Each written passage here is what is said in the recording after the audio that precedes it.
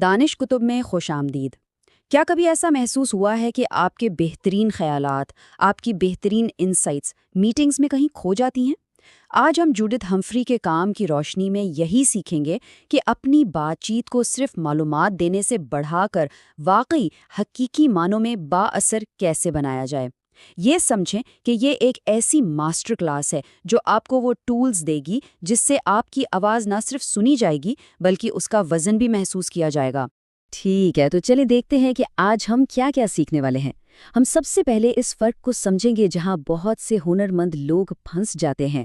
پھر ہم قدم بقدم ایک مکمل لیڈرشپ کمیونیکیشن ٹول کٹ بنائیں گے، یعنی صحیح سوچ اپنانے سے لے کر اپنی بات کو ایک طاقتور اسکرپٹ میں ڈھالنے اور یہاں تک کہ اچانک پوچھے گئے سوالات کا اعتماد سے جواب دینے تک۔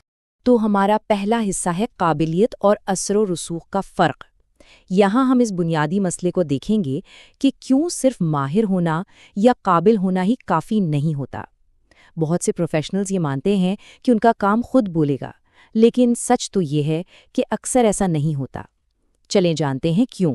یہ ایک بہت اہم سوال ہے جو ہر کسی کو خود سے پوچھنا چاہیے۔ کیا میری مہارت لوگوں کو نظر بھی آ رہی ہیں؟ اکثر لوگ ٹیکنیشین کے جال میں پھنس جاتے ہیں۔ ذرا اس خاموش CFO کے بارے میں سوچیں، جو نمبرز کا جادوگر تو تھا، اس کی رپورٹس بہترین تھیں، لیکن جب بڑے فیصلوں کی بات آتی تو کمرے میں اس کی آواز کا کوئی وزن ہی نہیں تھا۔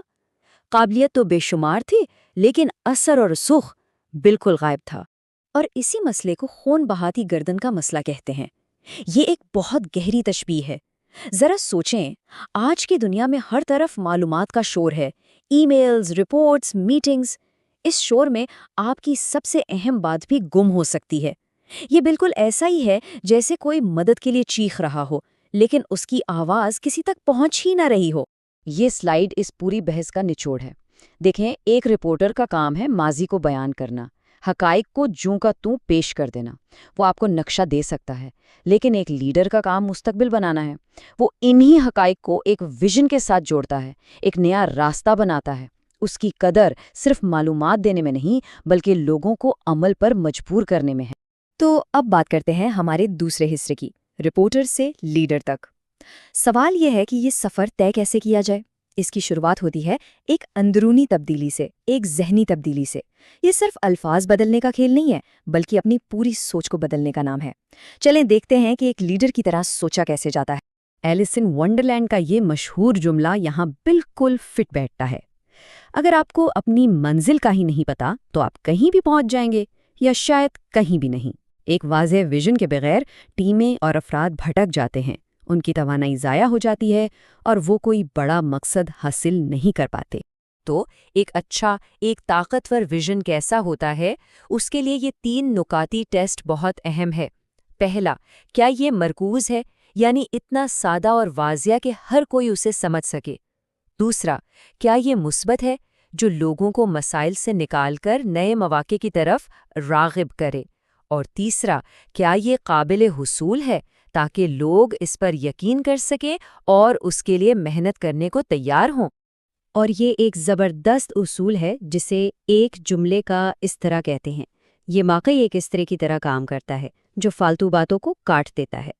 اصول سادہ ہے، اگر کوئی اپنے پورے پیغام کو ایک سیدھے صاف جملے میں بیان نہیں کر سکتا تو اس کا مطلب ہے کہ وہ ابھی بولنے کے لیے تیار نہیں ہے۔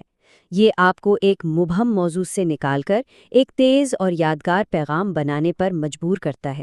چلیں اب تیسرے حصے پر آتے ہیں۔ ذہنیت تو ہم نے سمجھ لی، اب اسے عملی جامہ کیسے پہنائیں؟ اس کے لیے ہمیں ایک ڈھانچے کی ضرورت ہے۔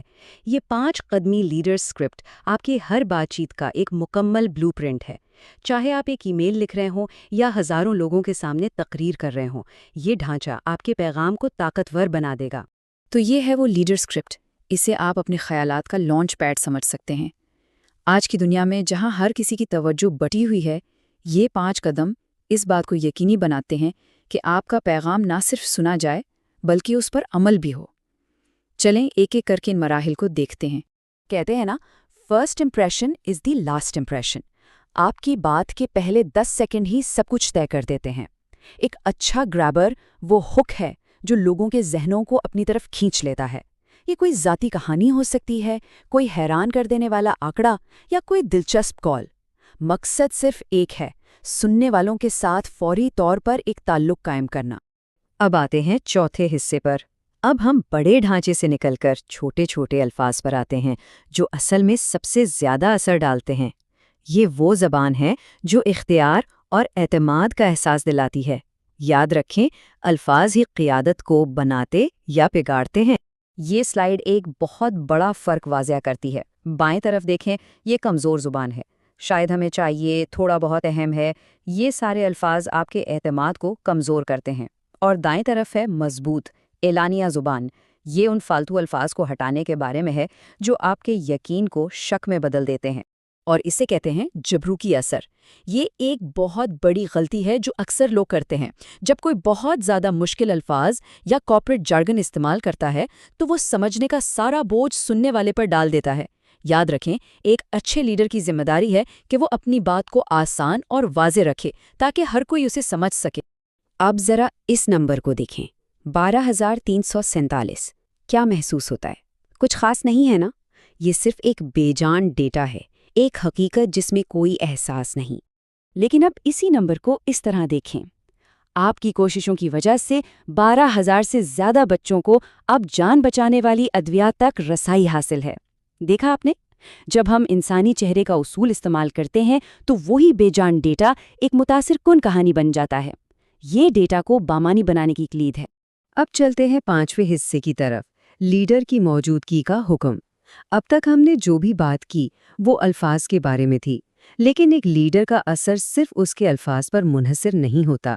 وہ کیسے کھڑا ہے، اس کی باڈی لینگویج کیسی ہے، اس کی آواز میں کتنا دم ہے، یہ سب کچھ بہت اہم ہے۔ یہ ہیمفری کے کام کا ایک بہت ہی مرکزی خیال ہے کہ اصل ویژول ایڈ آپ خود ہیں، پاور پوائنٹ کی سلائیڈز نہیں۔ ایک لیڈر کی جسمانی موجودگی ہی سب سے اہم ہونی چاہیے، اور سلائیڈز کا کام صرف اس کی مدد کرنا ہے۔